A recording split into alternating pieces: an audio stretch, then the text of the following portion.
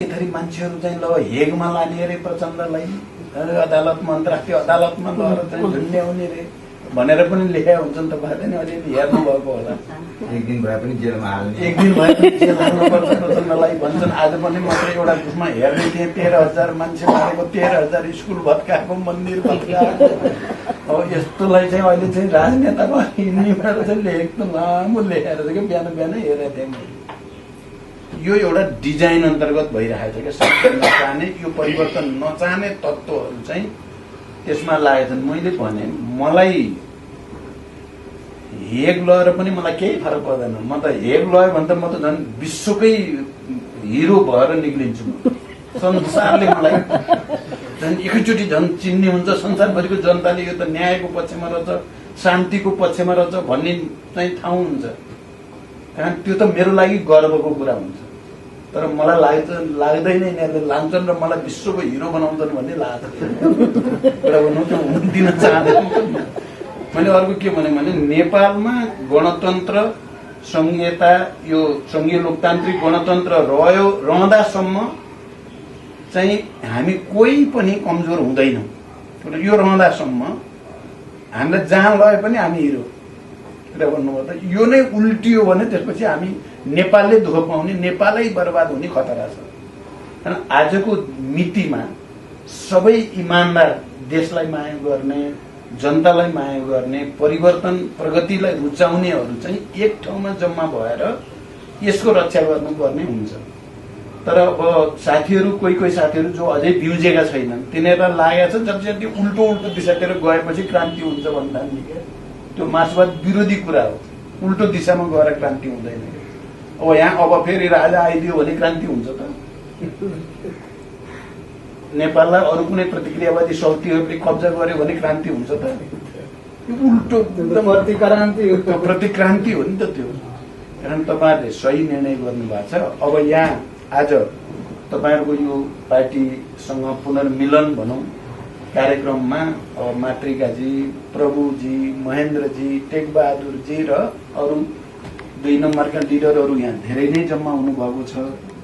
त्यसकारण म अरू साथीहरूलाई पनि भन्छु, उहाँहरूलाई अब आज प्रवेश त भयो, जिम्मेवारी दिने कुरामा पनि तपाईँहरूले गम्भीरतापूर्वक लिएर, अझ मुख्यतः प्रभुजीले, किनभने अध्यक्ष हुनुको नाताले अब 2 नम्बर यहाँ धेरै जसो 2 नम्बरकै कमिटीहरू हुनुभयो, अन्डरको पनि हुनुहुँदो रहेछ केही त। फेरि ती सबै कमिटीहरूलाई पनि कमिटीबद्ध गर्ने र जिम्मेवारी दिने र यहाँ आएर फेरि लावारिस भइयो भन्ने नपरोस्, यो सुझाव पनि साथीहरूलाई राख्दै तपाईँहरूलाई फेरि एकचोटि धन्यवाद, बधाई, शुभकामना भन्दै मेरो मलाई धन्यवाद।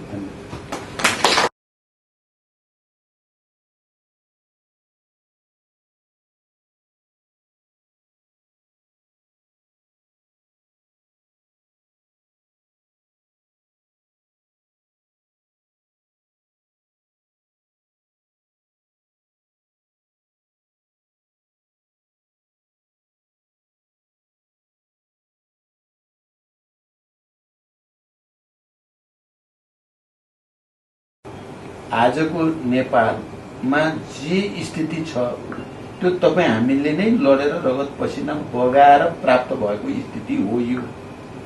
यो अरू कसैले गर्दा आएको स्थिति होइन। यो कुरा मलाई लाग्छ तपाईँहरूलाई पनि बुझ्न केही गाह्रो कुरा होइन। र क्रान्ति 2-4 जना क्रान्तिकारीले गरेर हुने चिज होइन। लेनिनले पटक पटक भनेको कुरो चाहिँ क्रान्ति चाहिँ 2-4 जना क्रान्तिकारीलाई रहर लायो म गर्छु भनेर हुने चिज होइन। त्यो लाखौं करोडौं जनताको कार्य हो क्रान्ति भन्ने कुरा। त्यही जनता बिना चाहिँ त्यो हुन सक्ने कुरा पनि होइन।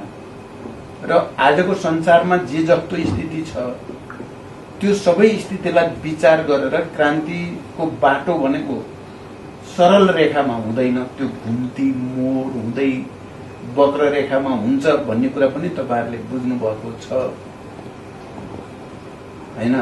यो उपलब्धि जे भयो हामीले खोजेको त यो भन्दा धेरै थियो, तर अहिलेको विश्व परिस्थिति, देशको परिस्थिति, शक्ति सन्तुलनले गर्दा हामीले यति लिएर भए पनि फेरि अगाडि जाने, यहाँ टेकेर अगाडि जाने भनेर हामी यसमा आएको हो।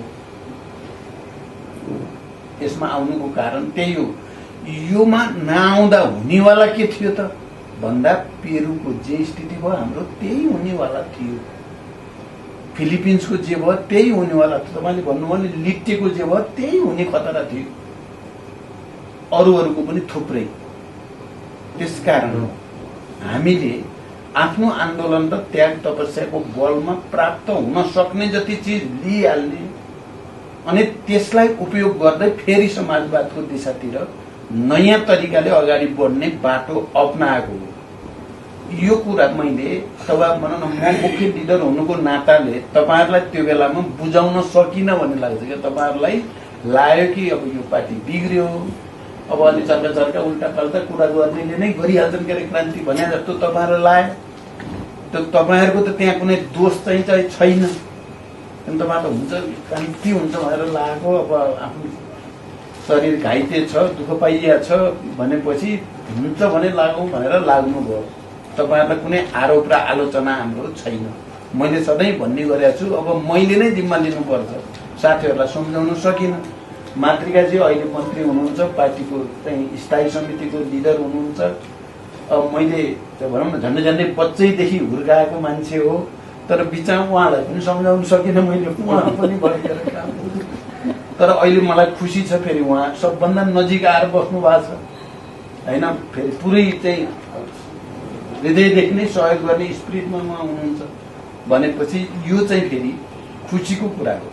तपाईँहरू पनि आज जो आउनुभएको छ ठिक समयमा ठिक निर्णय गरेर ठिक ठाउँमा नै आउनु भएको छ। ढिलो छिटो मैले भन्ने गरेको छु, ढिलो छिटो विप्लव पनि यही आउनुपर्छ, कुनै उपाय छैन। या त सिद्धिनुपर्छ या त उही पेरु जस्तो। अब पेरुको हाइटमा त जाँदैन नि अब त कुरा भन्नुमा त कि सिद्धिनुपर्छ कि यहाँ आउनुपर्छ।